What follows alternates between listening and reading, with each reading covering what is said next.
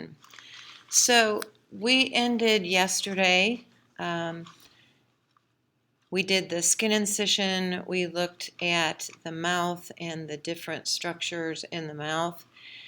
If you had not gotten through the muscle layer, you will just follow the exact same path that you did with the skin.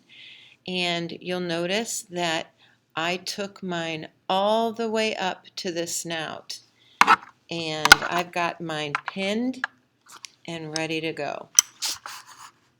Now, interestingly enough, number 11 says if your frog is female, the body cavity may be full of black eggs and ovary tissue. So I used a second frog today, and you will notice that this one does, in fact, have those eggs that we were talking about right there. There's also a picture of it in your packet. So this one doesn't have a whole lot, but you'll notice them on both sides. So here and here. I'm trying to give you a good view. So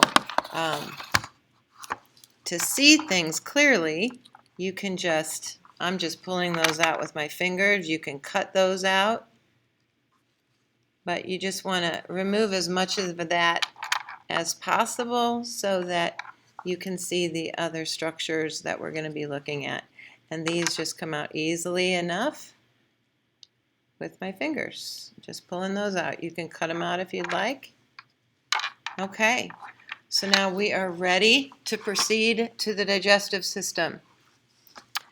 The first thing you're going to notice is the liver. Let me give you a good view of the liver.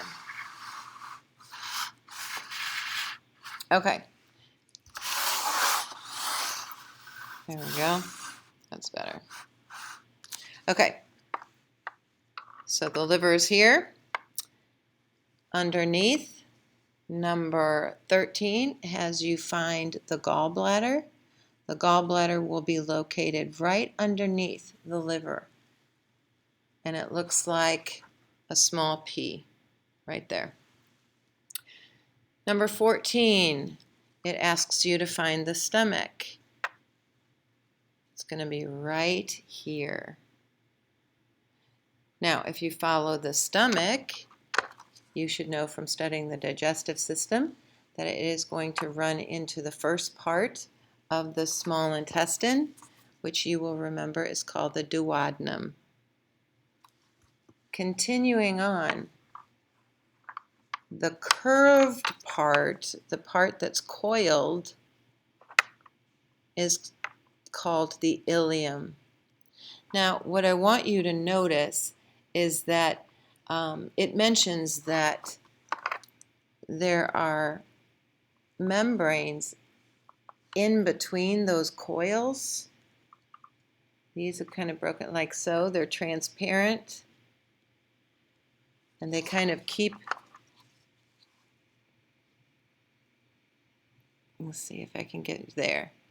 It's inside those coils. That's called mesentery, and it just helps to keep that in place.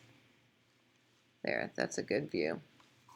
Okay, now in following this small intestine, I noticed in this particular frog, so I'm just following all the coils here, following that small intestine, and it just so happens that this frog has something in its small intestine, so it has not completely digested this. All right, we'll notice number 15, I'm still following my small intestine. This is still small intestine right here.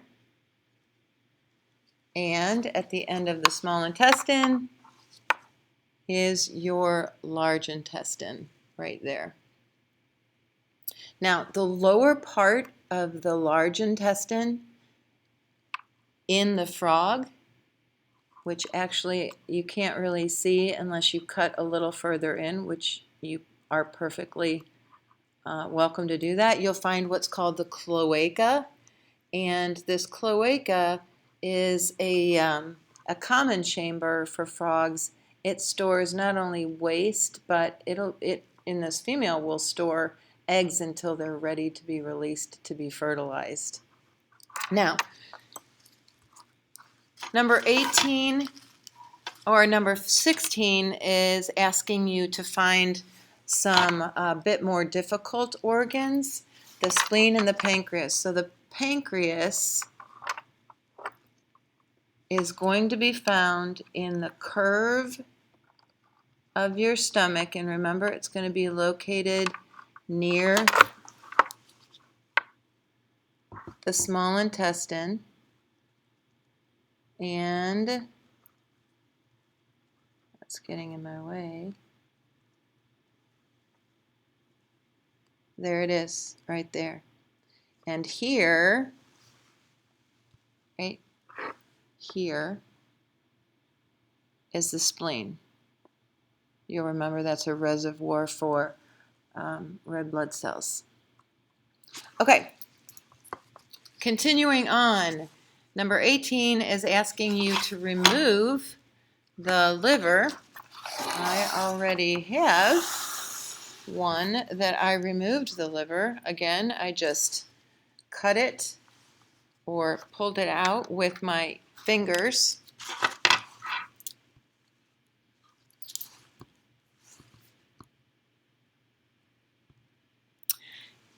You were asked to remove the stomach as well. So my stomach is removed, and I took out the liver. So now you can see more clearly these, you'll notice, are the fat bodies that we talked about in the keynote.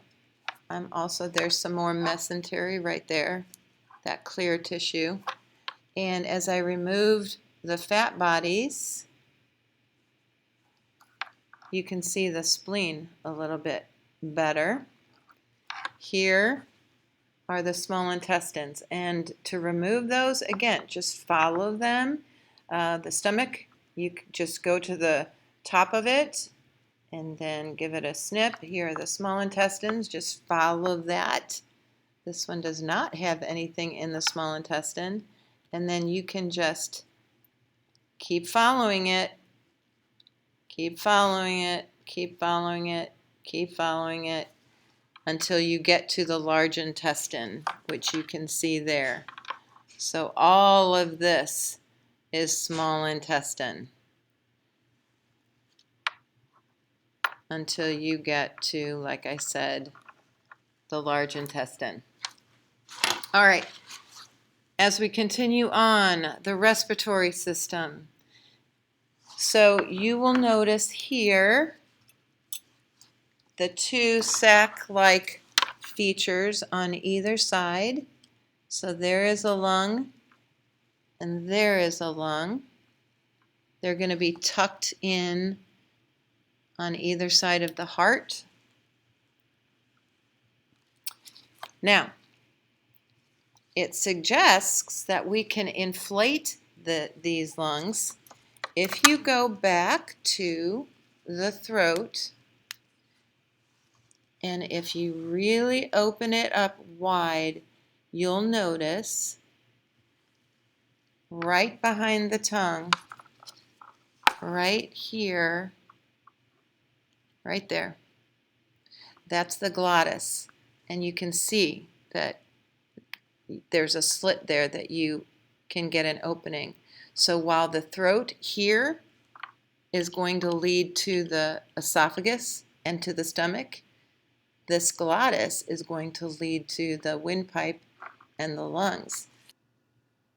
We've got the medicine dropper in the glottis carefully, and when we squeeze, you can see that we inflate the lungs.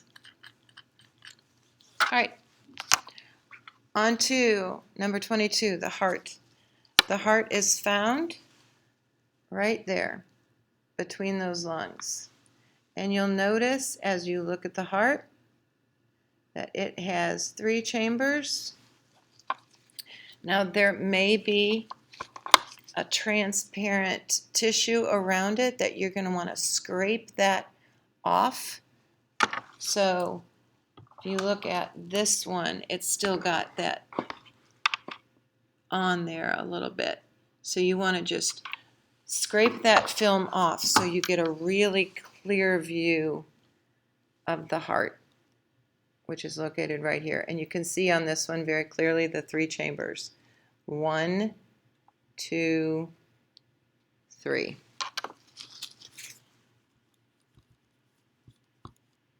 Okay, that concludes our dissection.